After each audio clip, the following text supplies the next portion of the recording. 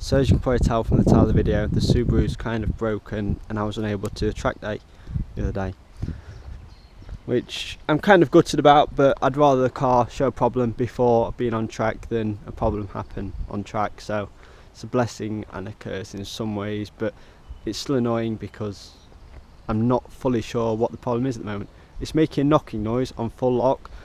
My first thought was it was the CV boot on this side. The noise seems to come more from this side. The one thing that made me a bit suspicious is the noise came once the car had warmed up, which leads you on to the next thing. So my mechanic had a look. I'd already checked the CV boot to see if there's any grease around. I couldn't check the joint, so he had a look at that and found out they were all fine, which didn't really surprise me because I thought they were in good condition. I always keep an eye on things like that. He suggested it was the drive shaft, so we've put in a new drive shaft on the other side, on this side over here. That hasn't cured the problem. With the problem coming when it's warmed up, I've had a look online and people suggest it could be the centre differential. Basically there's a viscous coupling in the diff, which is two plates. If you imagine two plates here, well, not that far apart, but two plates. Once one set of wheels spins more than the others, the fluid inside that coupling heats up and locks the two together. So if these wheels are spinning more and it locks together, it sends power to these, so it just basically stops two of the wheels spinning more than the others. When it properly fails, it would make the car either I think front wheel drive, it could be rear, but I'm pretty sure it would make it front wheel drive, which obviously takes a point out of owning Subaru Impreza.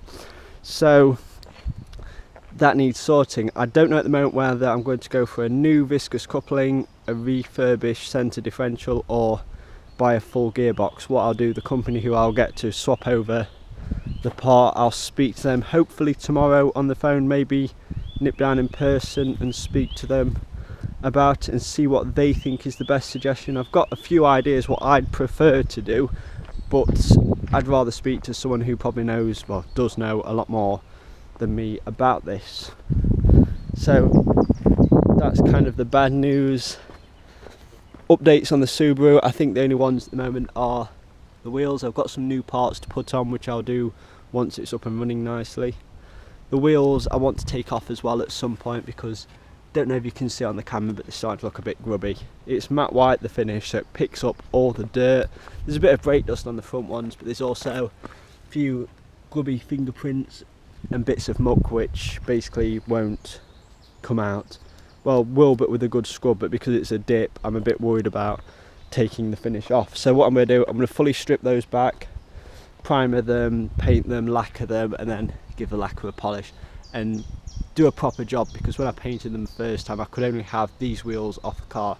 Now I've got some spare wheels for the winter wheels, I could do that properly, so I'll make a video of that as well. And what I'll do, I'll show you the problem and then I'll cut to a video showing you the parts I've got.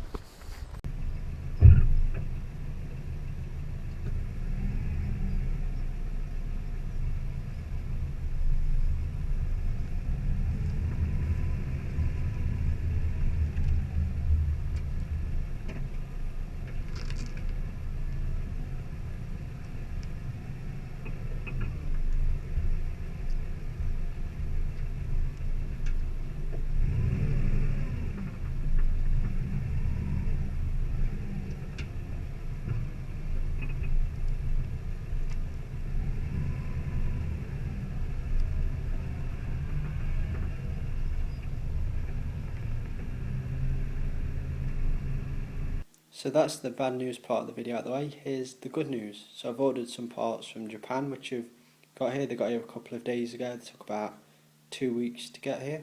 So here's the first part. There's some genuine raised lug nuts. I'll get them out of the packaging now. And here they are out of the packaging. Just over. So there are a full set of locking wheel nuts, which is amazing. They've got a little recess just there. That's the logo. And the key for them has this bit. So each one of them has that. I flip this over. And I've got it right the first time. So you can see on each one they have that. They also really cleverly are made so that they don't fit a normal socket. So there we go. So that's 17mm. So it won't fit over at any point. This will fit over one way.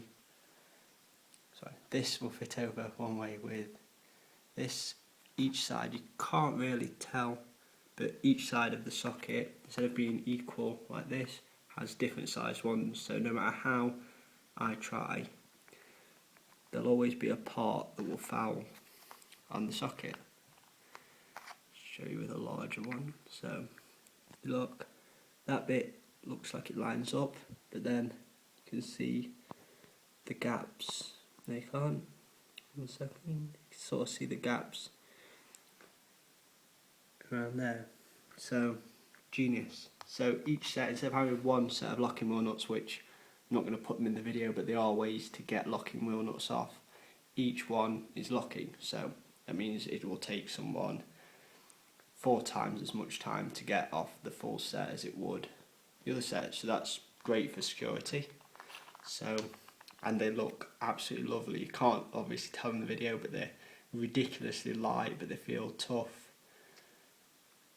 So really happy with these. I'm not going to fit them straight away. I'll fit them when I respray my wheels, so I can get everything looking nice all as one. But can't wait to see these fitted. So that's those. I'll just put these to one side. And the second parts are a rear strut brace. So I've already got the front one on the car. This one is the rear, made by Cusco, and again by Cusco. Is you can see parts of it like this. I'll take it out there and show you properly. Is a H brace. So this one goes on top of the suspension struts on the back of the car. It's a great upgrade for the wagon because they have a lot more space. The sedans they almost have bracing in parts of the chassis where the boot meets the back seats. The wagons don't have that bracing, so this does make a significant upgrade for the wagons. If I still had a saloon, I probably wouldn't do this upgrade, but I would definitely do this one. The H brace fits onto the anti-lift kit here and onto an existing hole just there. Same on the other side. So this one fits under the car and gives you a tighter turn in. Basically it just braces all the parts underneath the front of the car. So I'm looking forward to fitting this one. Just put the camera down and I'll get them out. Okay, and that's about the packaging. I don't know how well it comes up on the camera, but they've got that lovely Cusco blue finish, which I absolutely love. This part here is just some protective wrapper, and if I peel it back, you can see the logo embossed into metal. Guessing that says forwards. Either way, it shows you which way to fit it, and similar sticker. The instructions probably won't be the most helpful. If anyone wants to translate it, that'd be brilliant. I understand only that bit there, and to be honest, I'm not going to follow that instruction. Oh, I also understand those somewhat. But no, seriously, they're quite easy parts to fit, and I've already found pictures of the H brace fitted, so that's quite easy to follow just by looking at the parts where it mounts up. So that's the good news.